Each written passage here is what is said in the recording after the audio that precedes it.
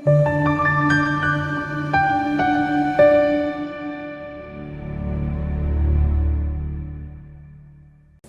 ngomukele kwi-channel kama upastor Ningi kafushane sibheke iphupho la Willen Mphela pastor wabantu ngiyabulisa dream of giving a friend who passed away an advice.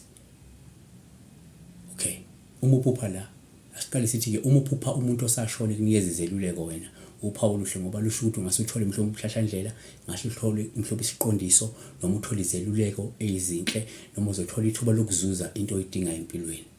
2, umuphupha wena ululeka umuntu osashona emhlabeni osandlule emhlabeni uphawu oluhle ngoba luchaza ukuthi kukhona ilunga lomndeni noma umngane wakho noma isihlobo isizoza kuwena sikucele ukuthi usisize noma usinikeze usizo lokuxazulula mhlawumbe inkinga noma ubunzima bempilo.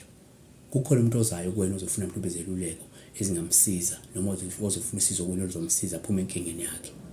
3, kodwa kuyenzeka futhi umuphupha ukhuluma nomuntu osandlula nje emhlabeni kube uphawu olubika ukuthi umkhumbulile noma olubika inkumbulo noma olubika imicabango onayo ngaye noma lusho ukuthi usamcabanga noma lusho ukuthi awukamukeli ukuthi lo muntu andlule emhlabeni. So ngabe siyabonga. God bless you.